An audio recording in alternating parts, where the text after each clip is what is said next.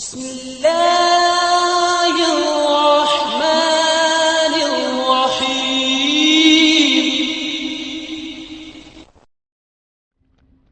صحیح بخاری حدیث نمبر 3۔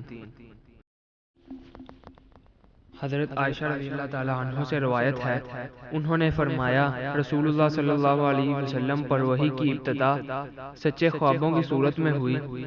آپ جو کچھ خواب میں دیکھتے وہ صبح کی طرح نمودار ہو جاتا، پھر آپ کو تنہائی محبوب ہو گئی، چنانچہ آپ غار ہیرا میں خلوت اختیار فرماتے اور کئی رات گھر تشریف لائے بغیر مصروف عبادت رہتے۔ آپ کھانے پینے کا سامان گھر سے لے جا کر وہاں چند روز گزارتے، پھر حضرت خدیجہ رضی اللہ تعالیٰ عنہ کے پاس واپس آتے اور تقریباً اتنے ہی دنوں کے لیے پھر توشہ لے جاتے، یہاں تک کہ ایک روز جب کہ آپ غار ہیرا میں تھے، یکایک آپ کے پاس حق آ گیا اور ایک فرشتے نے آ کر آپ سے کہا پڑھو۔ آپ نے فرمایا میں پڑھا ہوا نہیں ہوں، آپ کا فرمان ہے۔ اس پر فرشتے نے مجھے پکڑ کر خوب دبوچا، یہاں تک کہ میری قوت برداشت سے باہر ہو گئی، پھر اس نے مجھے چھوڑ دیا اور کہا پڑھو۔ میں نے کہا میں تو پڑھا ہوا نہیں ہوں۔ اس نے دوبارہ مجھے پکڑ کر دبوچا، یہاں تک کہ میری قوت برداشت جواب دینے لگی، پھر چھوڑ کر کہا پڑھو۔ میں نے کہا میں پڑھا ہوا نہیں ہوں۔ اس نے تیسری بار مجھے پکڑ کر دبوچا، پھر چھوڑ کر کہا پڑھو اپنے رب کے نام سے جس نے پیدا کیا، جس نے انسان کو خون کے لوتھڑے سے پیدا کیا، پڑھو اور تمہارا رب تو نہایت کریم ہے۔ پھر رسول اللہ صلی اللہ علیہ وسلم ان آیات کو لے کر واپس آئے اور آپ کا دل خوف سے دھڑک رہا تھا، چنانچہ آپ اپنی بیوی حضرت خدیجہ رضی اللہ تعالیٰ عنہ کے پاس تشریف لائے اور فرمایا مجھے چادر اڑا دو، مجھے چادر اڑا دو۔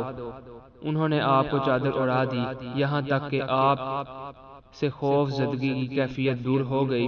پھر آپ نے حضرت خدیجہ رضی اللہ تعالیٰ عنہ کو واقعے کی اطلاع دیتے ہوئے فرمایا مجھے اپنی جان کا ڈر ہے۔ سیدہ خدیجہ رضی اللہ تعالیٰ عنہ نے آپ سے کہا قطعاً نہیں، اللہ کی قسم اللہ تعالیٰ آپ کو کبھی رنجیدہ نہیں کرے گا۔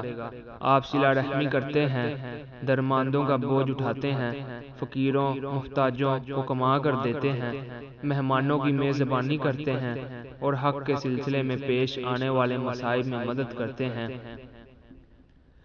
پھر حضرت خدیجہ رضی اللہ تعالیٰ عنہ رسول اللہ صلی اللہ علیہ وسلم کو ساتھ لے کر اپنے چچا زاد بھائی ورقہ بن نوفل کے پاس آئیں۔ ورقہ دور جاہلیت میں عیسائی ہو گئے تھے اور عبرانی زبان بھی لکھنا جانتے تھے، چنانچہ عبرانی زبان میں حسب توفیق الہی انجیل لکھتے تھے۔ اس وقت بہت بوڑھے اور نابینا ہو چکے تھے۔ ان سے سیدہ خدیجہ رضی اللہ تعالیٰ عنہ نے کہا چچا زاد بھائی اپنے بھتیجے کی بات سنیں۔ ورقہ نے آپ سے پوچھا بھتیجے کیا دیکھتے ہو؟ رسول اللہ صلی اللہ علیہ وسلم نے جو کچھ دیکھا تھا بیان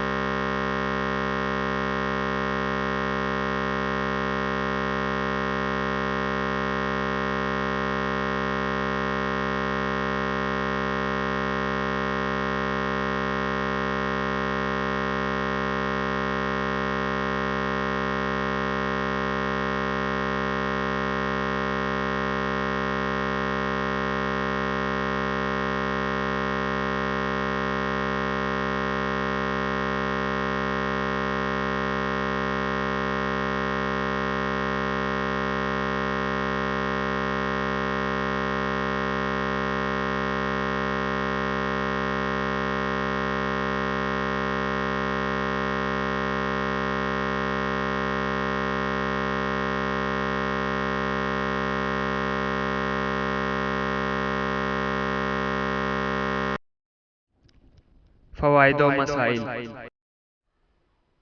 اچھے اور سچے خواب نبوت کا حصہ ہیں، وحی الہی سے مشرف اور مانوس کرنے کے لیے رسول اللہ صلی اللہ علیہ وسلم کو کچھ عرصے تک سچے خواب دکھائے گئے، چنانچہ آپ جو خواب بھی دیکھتے عالم شہادت یعنی دنیا میں اس کا ظہور بلا کموکاس ہو جاتا تھا۔ اس طرح آپ کا رابطہ عالم مثال سے کرا دیا گیا جو عالم غیب یعنی منبع وحی سے تعلق کا پیش خیمہ ثابت ہوا۔ گویا سچے خوابوں کے ذریعے حقائق نبوت سے آپ کو آگاہی کرا دی گئی۔ خواب میں ہم مادی امور سے ایک حد تک قطع تعلق ہو جاتے ہیں، لہذا اللہ تعالیٰ نے اس قسم کے خوابوں کے ذریعے سے رسول اللہ صلی اللہ علیہ وسلم کے لیے بیداری میں بھی خلوت کے زینی محبوب بنا دی۔ چنانچہ غار حرا کا انتخاب اسی روحانی تربیت کا نتیجہ تھا۔ عرصہ وحی 23 برس پر محیط ہے، ان میں 6 ماہ سچے خوابوں پر مشتمل ہیں۔ غالباً اسی لیے حدیث میں سچے خوابوں کو نبوت کا 46واں حصہ قرار دیا گیا ہے، لیکن حصہ ہونے سے یہ لازم نہیں آتا کہ کوئی آدمی محض رویائے صادقہ کے بل بوتے پر نبی بن جائے۔ جیسے اذان کے کسی کلمے کو با آواز بلند کہنے والے کو مؤذن نہیں کہا جا سکتا، اسی طرح ضروری نہیں کہ ہر سچے خواب دیکھنے والا نبی ہو۔ اس کے علاوہ بعض روایات میں وضاحت ہے کہ نبوت اور رسالت ختم ہو چکی ہے، میرے بعد کوئی نبی یا رسول نہیں آئے گا۔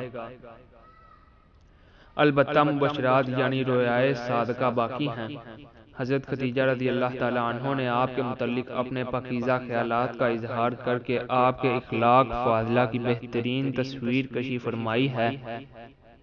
یقیناً یہ 6 خصلتیں مکارم اخلاق کی بنیاد ہیں، اور ان کا حامل انسان معاشرے میں باعزت اور اس کا مستقبل انتہائی تابناک ہوتا ہے۔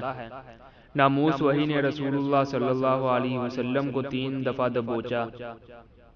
اس کی وجہ یہ ہے کہ دبوچنے سے عموماً جذبات اور خفتہ قوتیں جاگ اٹھتی ہیں۔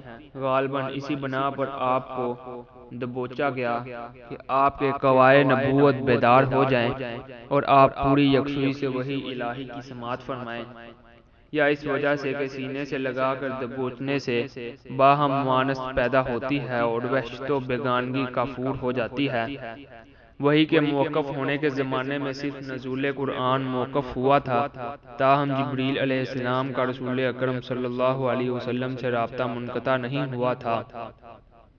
چنانچہ جب آپ توقف وحی سے پریشان ہوئے تو جبریل علیہ السلام نے بارہا تسلی دی اور آپ کو نبی برحق ہونے کا مزدہ جان فزا سنایا۔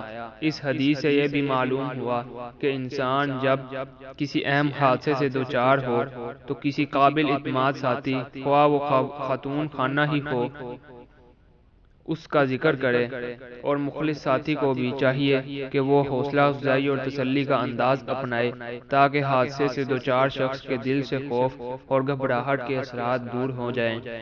علاوہ ازیں ایسے موقع پر کسی تجربہ کار اور سمجھدار بزرگ سے رابطہ کرنا بھی مفید ہے تاکہ وہ صحیح مشورہ دے سکے۔